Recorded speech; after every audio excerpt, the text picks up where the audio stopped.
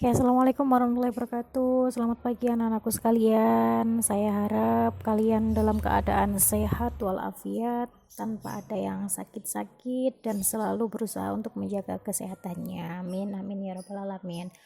Oke, nah hari ini kita akan belajar tentang materi selanjutnya ya. Di kelas 8 ini adalah materi yang terakhir di kelas 8 kalian ya.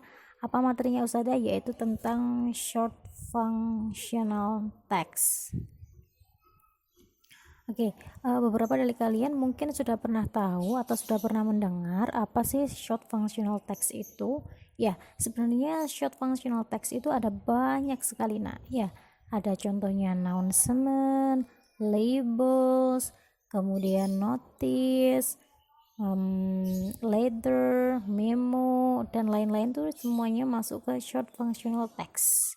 Cuma di sini hari ini kita hanya akan belajar tentang salah satu dari short functional text. Apa itu? Oke, mari kita lihat. Nah, notice. Notice, siapa sih notice ini? Nah, kalian pasti sudah pernah dengerin ya apa tuh notice, cuma kalian nggak ngeh ya, nggak paham kalau notice ini sebenarnya masuk ke dalam short functional text. Notice itu sendiri ya, kita bisa lihat bahwa notice itu merupakan salah satu jenis functional text. Kemudian ini termasuk formal information in a public area ya. Jadi biasanya notice ini akan kalian temukan di sebuah area umum. Ya, bisa sekolah, kantor, tempat bermain, dan lain-lain. Kemudian notice ini bisa dalam bentuk in form of picture, sign, symbols, or written. Ya, biasanya kalau kalian melihat gambar-gambar di tempat-tempat umum, ya, atau tanda atau simbol, itu adalah termasuk contoh notice. Ya, sebenarnya notice ini punya tujuan. Tujuannya apa sih? For giving the information, untuk memberikan kamu sebuah informasi, atau showing instructions, prohibition, dan lain-lain. Kemudian kita move ke dalam macam-macam dari notice text. Sebenarnya notice text ini simple ya, cuma ada beberapa macam dari notice text itu sendiri. Yang pertama adalah command atau perintah. Yang kedua adalah information atau informasi. Yang ketiga adalah caution atau peringatan, and then prohibition, larangan, dan the last is warning atau peringatan. Sama ya, sama-sama peringatan dengan caution, cuma warning di sini intinya lebih keras. Ya, lebih keras dalam memperingatkan. Kenapa kok lebih keras? Ya, kita nanti lihat ya di penjelasannya. Sebenarnya kelima ini sama-sama tujuannya, yaitu untuk memberi informasi atau untuk menyampaikan sesuatu, cuma pasti ada bedanya dari satu dengan yang lain. Oke, mari kita lihat. Command. Ya, command berfungsi sebagai perintah agar si pembaca melakukan apa yang ada di tulisan tersebut. Contoh, keep the door closed. Nah, berarti dia menyuruh untuk tetap menutup pintunya. And then keep quiet please, dia menyuruh untuk tetap diam. Slow down, nah dia menyuruh untuk tetap santuy ya, dan lain sebagainya. Nah, di sampingnya ini ada contoh yang dalam bentuk gambar atau dalam bentuk picture atau ya semacam itu ya, yang tulisannya slow please, we love our children. Jadi tolong pelan, kita mencintai anak-anak kita. Ini berarti ada di mana caution jenis komen seperti ini? Iya betul, ada di jalanan ya, terutama di jalanan kampung ya. Biasanya ada anak-anak kecil, maka disuruh pelan-pelan. Nah, ini ada contoh-contoh beberapa dari komen. Safe school notice, drug and weapon free school zone. Jadi nggak boleh membawa obat-obatan terlarang dan juga senjata tajam. Ya, yang kedua ada please keep off the grass. Tolong biarkan rumputnya tetap hidup. Artinya jangan diinjak. Kemudian yang ketiga, please use the hand dryer. Tolong gunakan pengering tangan, biar kalau habis cuci tangan tidak usah tidak netes-netes airnya ya. Kemudian clean up after yourself, house elves don't work here. Jadi disuruh tetap menjaga kebersihan. Slow please, we love our children tadi ya. Jadi semua contoh di sini adalah contoh dari command atau perintah. Notice yang jenis perintah. Jadi semuanya menunjukkan sebuah perintah, menyuruh ya. Kemudian yang kedua yaitu information. Notice yang jenisnya memberikan informasi, petunjuk, info di suatu tempat. Contohnya for staff only. Biasanya di sini kita bisa menemukan di bank itu ya nak ya. Biasanya ada pintu yang ada tulisannya for staff only. Jadi yang pengunjung tidak boleh masuk ke situ kecuali karyawannya. Nah, informasi kan. Kalau kalian nggak membaca informasi ini, nyelonong aja masuk. Ya, inilah kegunaan dari notice yang jenis information. Bike route, ada rute untuk sepeda ontel. Jangan sampai kalian naik sepeda ontel di jalan raya tengah-tengahnya, apalagi di jalan kereta api ya. Jadi ada rutenya. Nah, inilah yang dinamakan informasi. Rest area. Nah, informasi untuk rest area ini untuk orang yang jarak jauh, yang motoran misal, atau yang sedang mudik ke jauh-jauh kota, maka ditunjukkan rest area, berarti tempat ini untuk tempat istirahat. Kemudian yang di sampingnya ada yang dalam bentuk gambar ya nah ya. Notice information, this toilet will become a woman's toilet during this period. Jadi toilet ini akan menjadi toilet perempuan atau toilet cewek selama masa exam, yaitu tanggal 10 sampai 21 Desember. Jika anak-anak cowok ini tidak membaca notis ini, maka dia akan selonong masuk ke situ sedangkan isinya cewek. Malu kan? Iya. Jadi inilah pentingnya sebuah notis. Smoking area this way ya. Jadi kalau mau rokok ini loh jalannya ya, ini loh jalannya, silahkan ke sana. Nah, ini contoh-contohnya. Ini emergency exit, biasanya di gedung-gedung besar ya. Kalau ada kebakaran atau ada apa, ada gambar emergency exit, berarti kalian lewatnya lewat situ. Jangan sampai semua keluar lewat jalan sini, kalian mencil sendiri lewat jalan sana ya. Kemudian yang kedua ada slippery surface, ini licin ya, maka kalian harus hati-hati.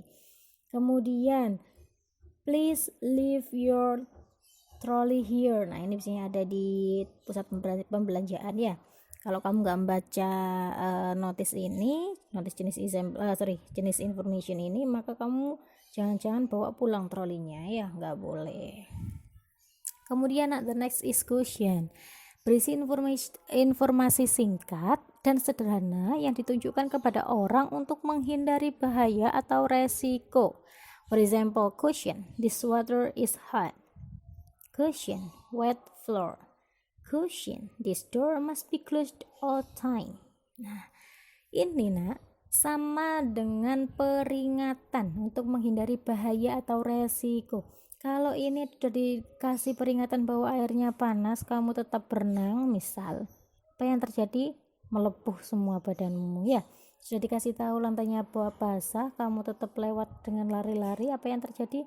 Kepleset, jatuh. Yang ketiga, caution, the door must be closed all time. Ini mungkin ada di dalamnya ada suatu binatang buas atau apa gitu ya, yang disuruh untuk tetap menutup pintu. Jika tidak, maka apa yang terjadi? Ya, silahkan dipikirkan sendiri. Di sampingnya ada ini nih, ada gambar caution, hot surface don't touch. Nah, misal ini apa ya, ibumu lagi masak di dapur, kemudian dia lagi naruh wajannya di samping meja, kemudian dia tulisin caution, hot surface don't touch. Sudah ada informasi seperti sudah ada caution seperti ini, tapi kalian tetap menyentuh. Siapa yang salah? Wajannya, bukan ya, kalian yang salah karena tidak pay attention to the caution. Ini contoh-contohnya. Caution, quarantine area. This area has been self-quarantined. Please stay away. Area ini sudah dikarantina. Silakan jauh-jauh dari sini. Yang kedua, caution, very hot water. Nah, ini ada di kolam renang. Jangan sekali-kali berenang di kolam yang panas ya. Caution, construction area. Nah, ini tempat konstruksi. Biasanya ada bahan-bahan atau alat-alat berat. jangan melalui situ atau melewati situ. Kemudian yang ketiga, caution, maintenance work in progress, jadi sedang perbaikan suatu pekerjaan. Kemudian the next is prohibition atau larangan, yang merupakan ekspresi untuk memperingatkan orang lain untuk tidak melakukan sesuatu, ya. Contohnya don't. Biasanya prohibition ini diawali dengan kata don't atau no. Don't sit in this place. Mungkin tempatnya kursinya mau rusak, makanya dikasih prohibition seperti itu. Don't step on this grass. Misal ini ada rumput cantik-cantik kalian injak, ini ya jangan. Don't use your slipper, jangan gunakan sandalmu. Orang mau masuk masjid kok menggunakan sandal dan lain-lain, ya. Kemudian atau awali dengan kata-kata no. No smoking, no drinking, no eating, bla bla bla. Atau kalau sebuah gambar biasanya dicoret. Rokok dicoret berarti dilarang merokok. HP dicoret berarti dilarang main HP. Kursi dicoret berarti tidak boleh duduk dan lain sebagainya. Nih contohnya nih, tuh ya yang sudah Titin bilang tadi ya.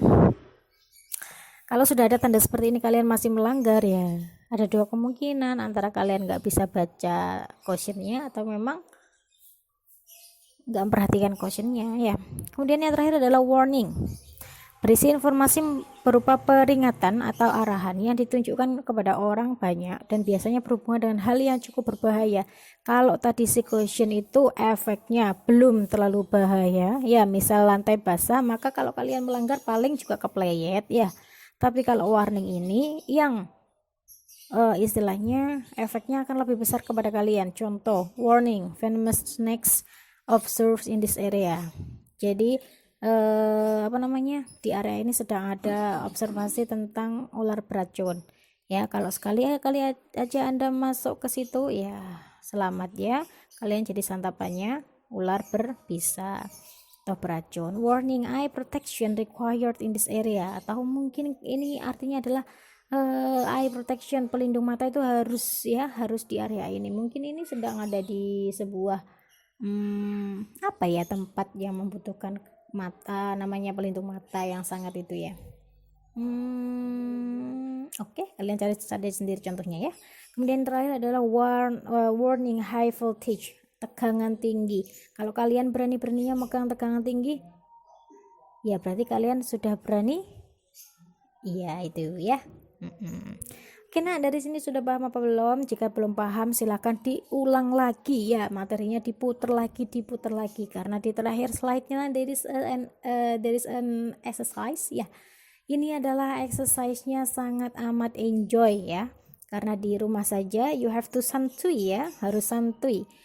Yaitu pilihlah 2 dari kelima jenis notice. Kan tadi ada 5, ya, ada comment, information, prohibition, caution, and warning. Pilih saja salah 2 berarti 2, ya.